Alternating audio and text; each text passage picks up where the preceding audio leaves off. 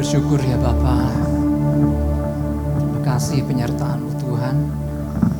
Kau tuntun kami minggu demi minggu dengan perkataan-Mu, dengan tuntunan-Mu. Terima kasih kami boleh menyelesaikan 2025 Tuhan. Dan kini kami ada di ujung awal 2026 dan Engkau telah memberikan perkataan-Mu. Engkau telah memberikan pesan buat kami. Biarlah kami mengawali tahun yang baru ini dengan melibatkan Engkau dan ada di hadirat-Mu dan dimulai dengan perkataan-Mu Tuhan. Karena firman Tuhan katakan, ketika segala sesuatu dimulai dengan Engkau, maka Engkau campur tangan di awal, di pertengahan, hingga sampai hari kedatangan-Mu Tuhan. Oleh sebab itu kami mau memulai tahun yang baru ini, dimulai dengan di hadirat-Mu.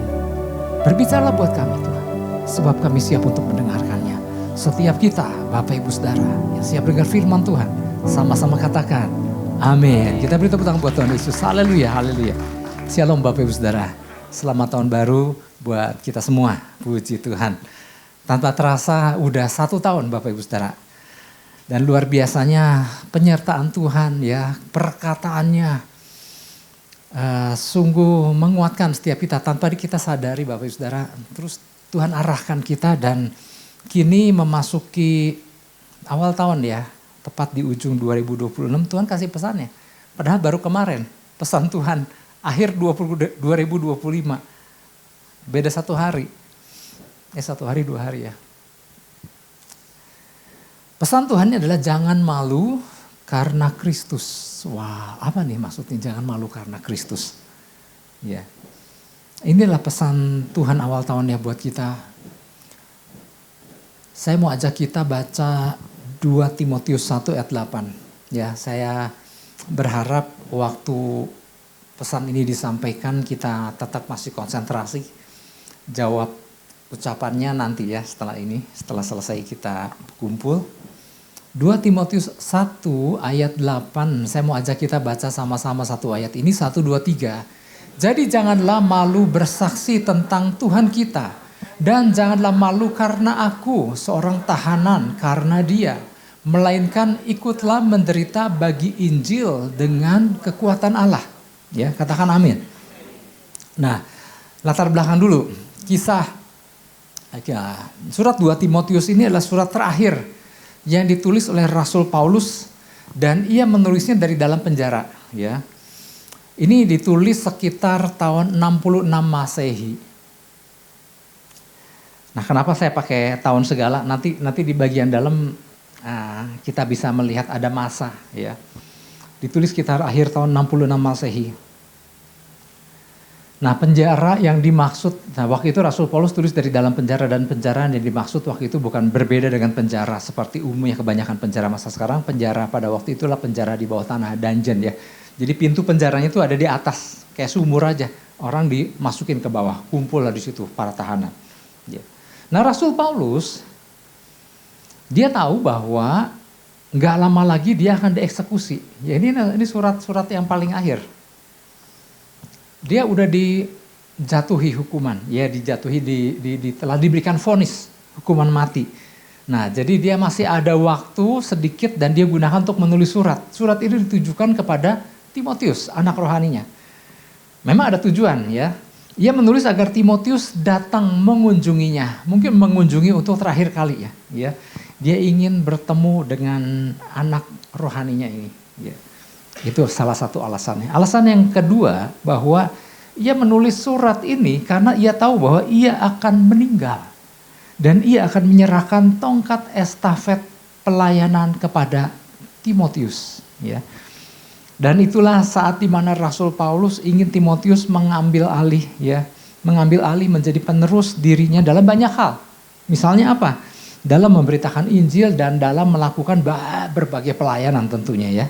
Pekerjaan pelayanan yang Rasul Paulus pernah lakukan dan dia mau itu diteruskan sama anak-anak rohani dan salah satunya adalah Timotius ini. Jadi Rasul Paulus menyadari bahwa sepeninggal dirinya berita Injil tidak boleh berhenti begitu saja ya. Apa yang kerajaan sorga telah percayakan kepadanya ya, ini harus terus berlangsung. Nah dari sekian banyak anak-anak rohaninya, nah Timotius ini salah satu yang punya banyak potensi ya. Dan paling mungkin disebut paling berpotensi untuk meneruskan semuanya itu. Nah masalahnya Bapak Ibu Saudara, masalahnya Timotius adalah seorang anak muda yang lebih banyak takutnya dan gak pede di dalam melakukan pelayanannya. Sehingga ia membutuhkan banyak dorongan gitu. Ditambah pula Bapak Ibu Saudara situasi pada masa itu, waktu itu kan surat ini ditulis tahun berapa? 66 ya, belum ngantuk. Di masa-masa tahun 64, waktu itu sudah ada aturan dari pemerintahan Romawi bahwa agama Kristen adalah agama yang ilegal. Ya. Pemerintah Romawi terus mulai menganiaya orang-orang Kristen dengan serius. Ya, jadi kalau kita baca surat itu ada rasa takut, ada rasa gentar dan lain-lain, itu karena memang situasinya pada waktu itu sangat mencekam Bapak Ibu Saudara. Jadi Kristen itu jadi agama ilegal, ya. Orang-orang Kristen dianiaya. Kaisar membakar Roma dan menyalahkan orang Kristen. Ya. Jadi orang Kristen ditangkap, dipenjarakan, menjadi martir, ya, dihukum mati. Jadi apalagi bersaksi tentang Kristus pada waktu itu adalah hukuman yang serius buat orang-orang didapati melakukan itu. Nah tadi dikatakan bahwa Timotius itu adalah seorang yang lebih banyak takutnya, lebih banyak gak pedenya, ya. Nah ini yang Bapak Ibu Saudara yang perlu kita berdasarkan pesan ini. Pak, seperti apa sih Timotius yang gak pede, yang gak takut, yang sering banyak takutnya dan gak pede, dan di situ katakan suka malu gitu ya. Malu yang di sini bukan disebut malu-malu kucing, tetapi malu bercampur aduk dengan takut dan gak yakin gitu. Seperti apa sih yang dialami Timotius ini? Kurang lebih gak beda jauh dengan gak sedikit orang-orang percaya di masa sekarang kan. Suka banyak gak pedenya, suka banyak, jangan saya lah, dia aja lah ya. Kemudian disuruh melakukan tugas pelayanan di luar, jangan saya lah, dia aja gitu ya. Bersaksi tentang bahwa aku adalah pengikut Kristus.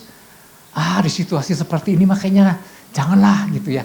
Nah, jadi kalau mau tahu seperti apa Timotius, ya seperti gak sedikit orang-orang percaya di masa sekarang. Kadang-kadang banyak gak pedenya ya. Jadi kenapa ada orang-orang percaya yang seperti itu? Nah nanti di bagian dalam selanjutnya kita akan belajar. Nah Tuhan mau memasuki 2026, kita jangan lagi menjadi orang percaya yang banyak malunya, banyak takutnya, banyak gak pede di dalam menyatakan iman kita kepada tentang bahwa kita adalah pengikut Kristus. Ya, nah ini pesan Tuhan.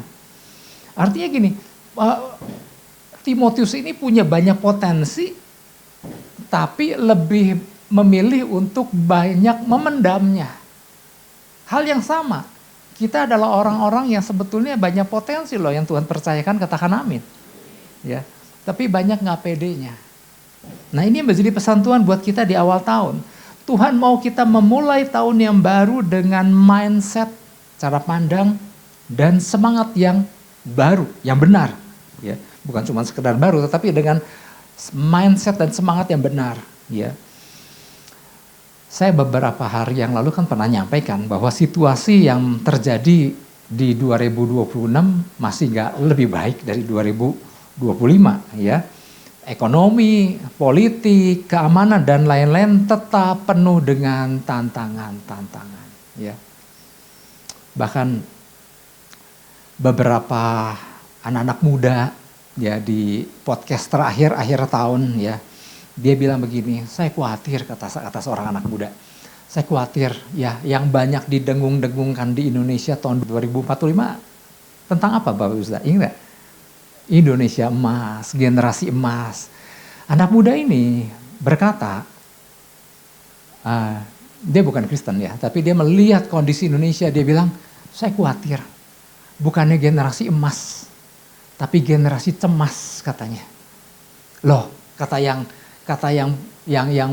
host yang podcast bilang, loh kok generasi cemas bukannya emas?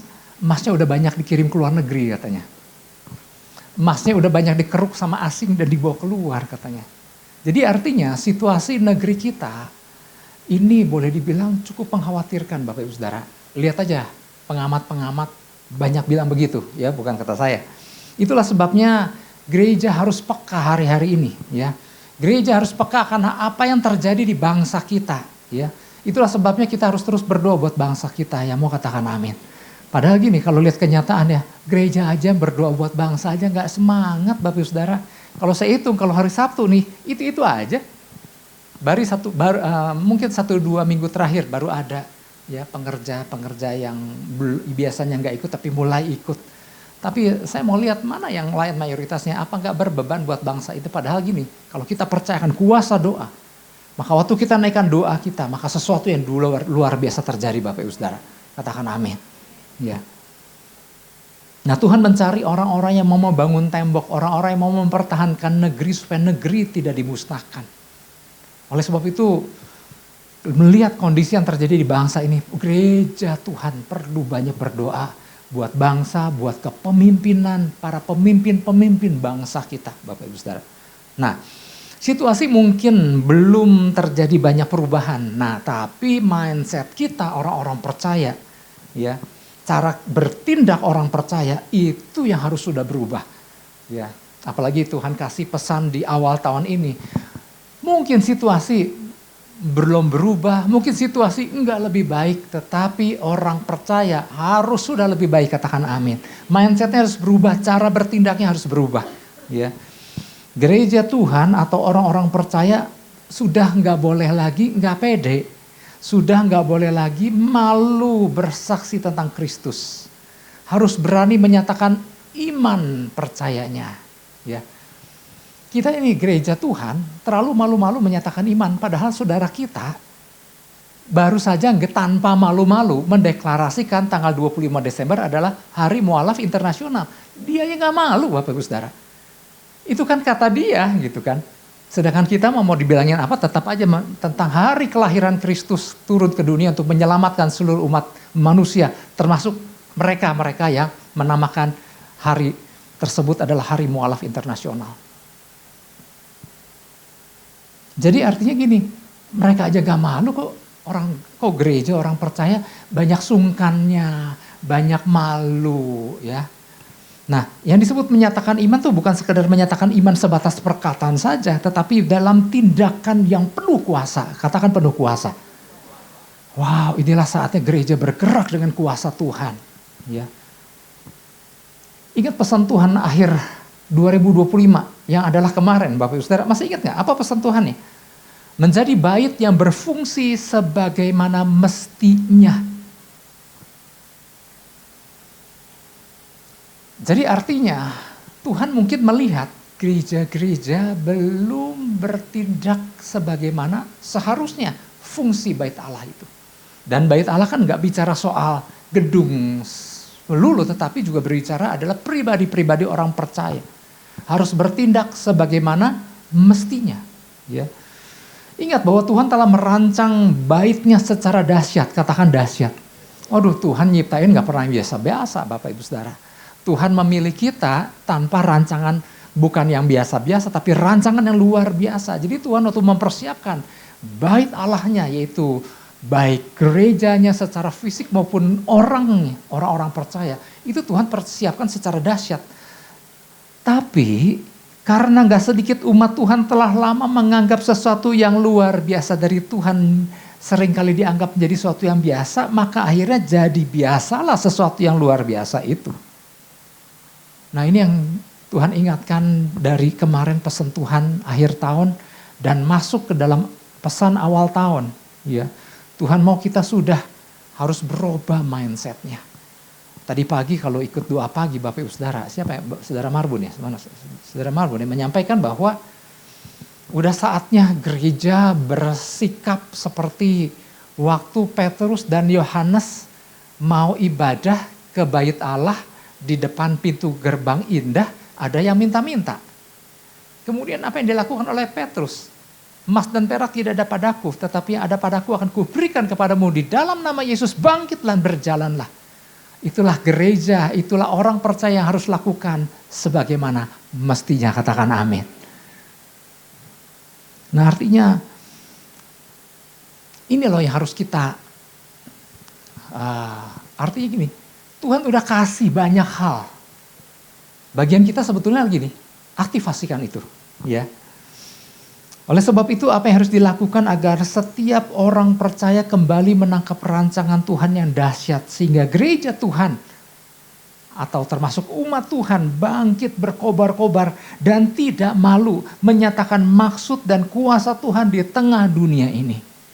Apa aja? Yang pertama, datang dan kobarkan kembali diri kita dengan api Roh Kudus. Tadi sebelum berangkat sekitar jam 9 kurang, saya menerima pesan bahwa dari GBI Pusat telah mencanangkan tahun 2026 adalah tahun revival di akhir zaman. Jadi artinya wow, ternyata Tuhan menyampaikan pesannya hal yang sama. Tuhan mau umat Tuhan, gereja Tuhan bangkit dan berkobar-kobar supaya apa? Terjadi revival. Di banyak tempat, bukan cuma di sekedar rumah tangga pun harus terjadi revival, tetapi di banyak tempat dan itu digerakkan oleh orang-orang percaya. Inilah saatnya Bapak Ibu Saudara. Jadi yang pertama datang dan kobarkan kembali diri kita dengan apa? Dengan api Roh Kudus. 2 Timotius 1 ayat 6 sampai 7. Nah tadi kan pesannya 2 Timotius 1 ayat 8. Nah kuncinya yang pertama ada gini, 2 Timotius 1 ayat 6. Karena itu kuperingatkan engkau untuk mengobarkan karunia Allah yang ada padamu oleh penumpangan tanganku atasmu. Ayat 7. Sebab Allah memberikan kepada kita bukan roh ketakutan, melainkan roh yang membangkitkan kekuatan, kasih, dan ketertiban. Rasa takut yang dimiliki oleh Timotius kan dijawab oleh suratnya yang ditulis oleh Rasul Paulus. Artinya gini, Timotius disuruh apa? Mengobarkan karunia Allah yang ada padamu, yang udah ada pada Timotius. Cuman perlu dikobarkan gitu Bapak Ibu Saudara. Ya. Jadi untuk menjadi pribadi umat Tuhan yang berkobar-kobar dan tidak malu untuk menyatakan iman, maka orang percaya perlu bahan bakar. Nah bahan bakar orang percaya apa Bapak Ibu Saudara? Pengurapan Roh Kudus, api Roh Kudus, perlu bahan bakar. Ya. Jadi ketika Timotius kelihatannya nggak pede, banyak takut, ditambah dengan malu, ya. Malu adalah pencampuran. Malu yang dimaksud di sini nih dalam bahasa aslinya adalah pencampuran antara takut, nggak pede dan nggak yakin. Ya. Maka apa yang dikatakan Rasul Paulus? Ku peringatkan, ayat 6, ku peringatkan engkau untuk mengobarkan karunia Allah.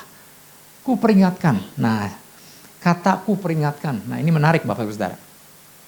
Rasul Paulus kan tulis nih kepada Timotius nih, suratnya keras. Karena itulah ku peringatkan engkau. Nah kata ku peringatkan yang digunakan di sini adalah anamimnesko. Anamimnesko. Artinya, nah kata ku peringatkan itu ternyata gini. Rasul Paulus bilang, ngingetin, ayo ingat-ingat Rasul Paulus. Nah jadi arti kata anamimnesko artinya gini. Membawa peristiwa masa lalu untuk ditarik kembali ke masa sekarang. To call to remembrance. Dalam arti kata lain, apa yang pernah terjadi di masa lalu. Bagaimana kuasa Roh Kudus dan karunia-karunia Roh Kudus yang diberikan Tuhan kepada orang percaya terhadap murid-murid Yesus pada waktu itu, yang mana ketika dikobarkan menjadi suatu ledakan yang dahsyat dan menggerakkan orang-orang percaya masa itu untuk melakukan hal-hal yang luar biasa. Jadi Rasul Paulus bilang sama kataku peringatan adalah begini. Rasul Paulus bilang ke Timotius, Timotius, kau ingat pada masa lalu bagaimana ketika Roh Kudus penuh di antara orang-orang percaya dan begitu dahsyat apa yang mereka lakukan. Ingat, bawa itu dalam kehidupanmu hari ini. Jadi Rasul Paulus berkata kepada Timotius, ayo Timotius, ingat kembali bagaimana kuasa Roh Kudus bekerja begitu luar biasa di masa sebelum engkau. Kini saatnya engkau harus alami di generasimu. Karena semua bahan-bahannya sudah ada padamu. Tinggal engkau nyalakan dan kobarkan. Ya. Kuncinya ada pada Timotius. Apakah dia mau kobarkan atau enggak? Semua ada di tangan Timotius. Hal yang sama. lewat ayat ini Tuhan juga bicara buat kita semua, saya Bapak Ibu Saudara, ya, bahwa bahannya itu sudah ada pada setiap kita, katakan amin. Bagian kita adalah tinggal mengobarkannya, ya. Tinggal kuncinya di kita nih, mau mengobarkan atau enggak, ya. Saya ingat sekali Bapak Ibu Saudara, pada waktu dulu di masa awal-awal iring Tuhan, ya karena saya gini, di 1-2 hari kemarin saya jadi teringat kembali awal-awal saya digembalakan oleh ada seorang ibu gembala kami ya, saya istri Bu Muti, kami digembalakan. Karena kenapa saya jadi ingat, karena gini, 2 hari yang lalu saya mendapat tugas dari GBI untuk memimpin penutupan peti seorang ibu gembala. Nah, di dalam ibadah itu saya bilang, ini persis pemandangannya seperti pada waktu dulu saya awal iring Tuhan. Baru digembalakan 5 tahun, ibu gembala saya meninggal. Waktu itu saya masih 30-an lah. Dan saya ingat sekali, saya jadi kan terbawa, saya ingat. Jadi gini, kami ketemu tiap hari berdoa. Dan pada waktu kumpul berdoa selalu ada pesan Tuhan. Nah, suatu hari ketika lagi kumpul, kami anak-anak didiknya siap untuk mendengar apa yang jadi pesan Tuhan. Nah, saya ingat sekali ibu gembala bilang, Gunawan, dulu saya dipanggil Gunawan, kamu yang sampaikan karena Tuhan telah menaruhkan firman padamu, engkau sampaikan. Wow, saya bilang, berarti udah ada nih, ada. Sampaikan. Cuman kok saya nggak tahu gitu ya. Nah, artinya gini, di malam itu saya ingat, aduh nyampaikan apa, tapi dibilang ada, tapi nyampaikannya gimana gitu. Saya pulang, saya datang sama Tuhan, Tuhan, kalau engkau udah taruhkan firman, aku mau dengar apa perkataanmu. Karena ternyata sudah ada pada saya katanya. Jadi bagian saya adalah tinggal gini. Saya datang sama Tuhan, saya kejar. Saya minta itu Tuhan dikobarkan. Kalau memang udah ada sama saya minta perkataanmu. Pilihan ada pada saya. Saya menjadi biasa pun ya udah lewat-lewat aja. Nggak terima dan nggak dengar ya udah. Tetapi saya memilih untuk kalau ada benar engkau sudah berikan, aku mau dengar sendiri. Jadi artinya gini Bapak Ibu Saudara, seperti yang disampaikan terhadap Timotius, tinggal apa? Ku peringatkan kepadamu untuk kobarkan karunia Allah yang ada padamu. Bagian kita adalah, tinggal bagian kita mengobarkan karunia Allah yang ada pada Bapak Ibu Saudara. Ya mau katakan amin. Ya. Jadi bagian kita adalah kejar hadirat Tuhan. Aktifasikan segala apa yang sudah Tuhan berikan kepada kita. Ya. Minggu lalu kita sempat mendengar di dalam salah satu pesan Tuhan ada istilah self-inflame. Tahu ya, self-inflame ya. Jadi artinya gini, jangan selalu menunggu orang lain membakar diri kita, menyemangati diri kita baru kemudian bernyala-nyala. Ya. Tapi mulai kita bangun diri kita, kobarkan diri kita, lakukan self-inflame dengan selalu terhubung dengan sumber kobaran. Dan siapa sumber kobaran itu Bapak Ibu Saudara? Yesus Kristus. Jadi bagian kita adalah mendekat. Ya, kita begitu peka dengan handphone yang udah low bat. Tapi jangan sampai menjadi orang percaya yang gak peka kalau baterai di dalam kita pengurapannya udah begitu low. Begitu HP udah 25%-nya udah mulai cari colokan.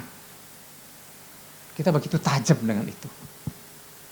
Tapi kita juga harus tajam bahwa kita harus isi penuh pengurapan Tuhan di dalam kita. Katakan amin.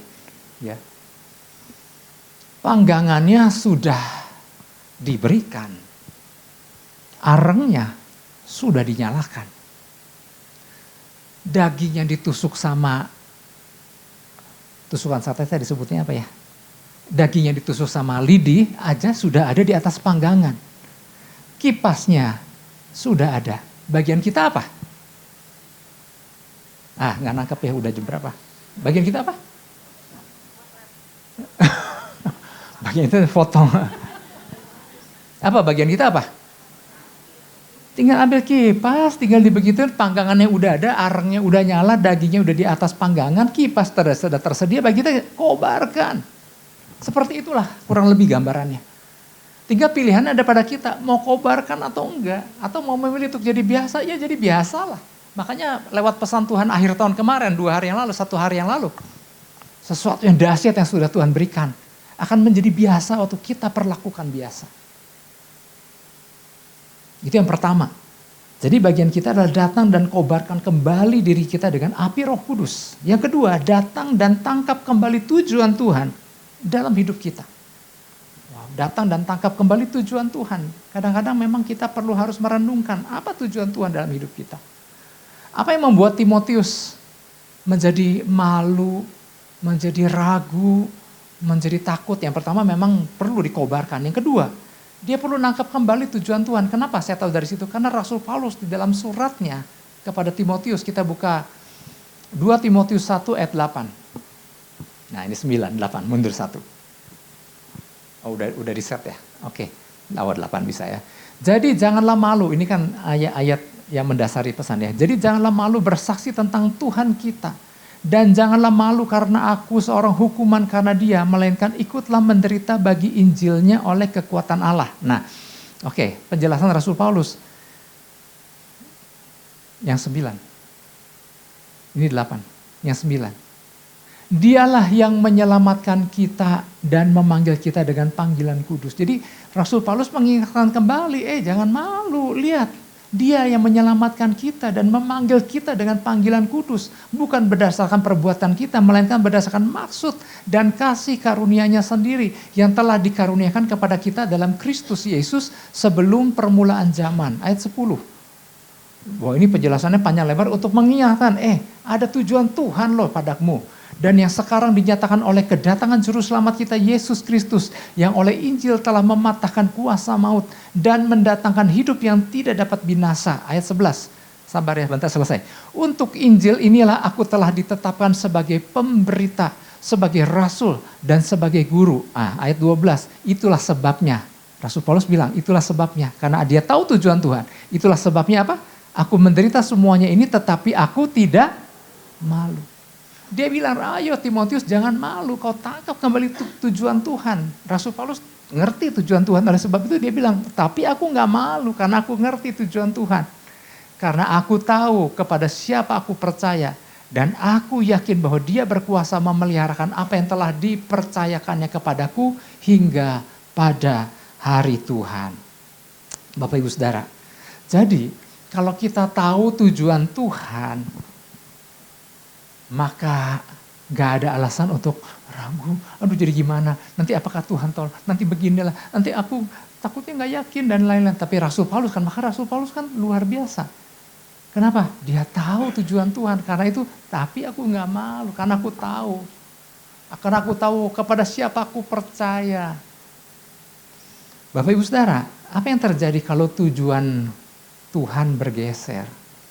Maka sudah pasti tidak terjadi apa-apa. Kalau Bapak Ibu Saudara ngikuti pesan Tuhan akhir tahun, ya kemarin waktu pesan Tuhan sampai di situ dikatakan kalau bait Allah, siapa yang di sini ngikutin pesan Tuhan yang kemarin? Nah, oleh sebab itu jangan dianggap pesan Tuhan biasa, tadi kesaksiannya jangan pesan Tuhan dianggap biasa ya. Makanya begitu datang pesan Tuhan adalah kita antusias nih, apa nih pesan Tuhan? Nah pesan Tuhan bilang gini, kemarin pesan Tuhan bilang kalau bait Allah bergeser fungsinya dari seharusnya rumah doa, rumah kesembuhan dan mujizat, dan rumah pujian dan penyembahan, bergeser fungsi menjadi sarang penyamun, maka yang terjadi apa? Kacau kan? Orang berjual beli, tukar uang, para imam fungsinya jadi jualan koin, mata uang, jual bangku, ada meja bangku-bangku pedagang merpati, jadi jualan binatang. Kenapa? Udah bergeser fungsinya. Lalu terjadi sesuatu enggak? Enggak terjadi sesuatu, yang adalah kekacauan. Tapi waktu Yesus datang dan dia menyucikan bait Allah, dijungkir balikan itu meja-meja penukar uang, dibongkar bangkir itu segala bangku-bangku pedagang merpati. Kalau Bapak Ibu Saudara baca apa yang terjadi setelah itu. Dan Yesus berkata, rumahku disebut sebagai rumah doa. Dan kamu menjadikannya sarang penyamun.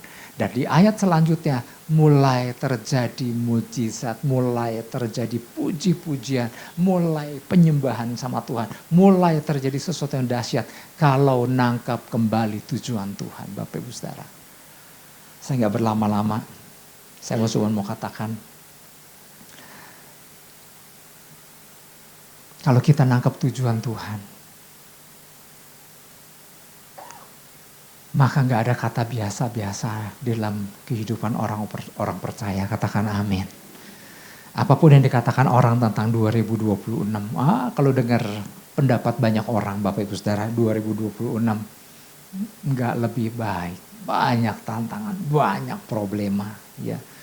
Apapun yang dikatakan orang tentang tahun 2026, jangan takut. Katakan amin. Jangan gak pede. Jangan malu. Aduh jadi gimana? Aku mah gak bisa apa-apa. Karena kita gak sendiri. Ayat 12. Karena kita gak sendiri. Firman Tuhan bilang begini. Yang tadi. 2 Timotius 1 ayat 12. Tetapi aku tidak malu. Karena aku tahu kepada siapa aku percaya. Katakan amin. Dan aku yakin bahwa dia berkuasa memeliharakan apa yang telah dipercayakannya kepadaku. Hingga pada hari Tuhan. Apa yang membuat Rasul Paulus, sekalipun dia di dalam penjara, tetap dia gak bisa dikekang. Surat-suratnya tetap keluar dan memberkati dan mengobarkan banyak orang. Karena apa? Penjara gak bisa stop dia. Dia gak ada satupun yang bisa menahan kobarannya. Kenapa? Karena dia tahu dengan siapa dia berjalan. Masuk 2026, hari ini sudah 2026. Pastikan kita berjalan bersama Yesus Kristus yang dahsyat. Sumber kobaran kita, sumber pertolongan kita. Apapun yang orang bilang tentang 2026, jangan takut. Tuhan bawa kita dari kemenangan kepada kemenangan. Bahkan kemenangan yang tertunda, kita dapat meraihnya. Katakan amin. Kita beri tepuk tangan buat Tuhan Yesus. Kita berdoa. Terima kasih Tuhan Yesus. Terima kasih apa menjadi pesanmu buat kami di awal tahun 2026. Kami mau katakan, kami gak mau takut lagi. Kami gak mau malu. Kami gak mau gak pede. Sebab kami tahu dengan siapa kami berjalan. Kami berjalan bersama Yesus Kristus Tuhan yang dahsyat. Oleh sebab itu biarlah Tuhan bagian kami adalah mengobarkan segala karunia yang Engkau sudah berikan buat kami. Bagian kami adalah terus mengingat akan tujuan Tuhan. Tuhan pilih kami dengan alasan yang dahsyat. Terima kasih Bapa. Berkati seluruh umat-Mu Tuhan. Firman yang disampaikan tidak kembali kepadamu sia-sia. Melainkan melaksanakan apa yang kau kehendaki dan berhasil dalam apa yang kau suruhkan. Sebentar hamba-Mu berjalan berkeliling untuk mengurapi. Sesungguhnya bukan hamba yang mengurapi. Tapi Engkau sendiri yang mengurapi umat-Mu malam ini. Di awal, di pagi, dini hari ini. Kuasa-Mu yang bekerja. Dalam nama Yesus. Haleluya. Mari terimalah berkat damai dan sejahtera daripada Allah Bapa, kasih karunia daripada Tuhan Yesus Kristus, dan persekutuan Roh Kudus yang ada dan manis menyertai setiap kita semua mulai daripada pagi hari yang indah ini sampai hari Maranatha Tuhan Yesus menjemput setiap kita di awan-awan yang permai. Setiap kita yang percaya menerima, kita sama-sama katakan amin. Tuhan Yesus berkati. Selamat tahun baru, Tuhan Yesus berkati.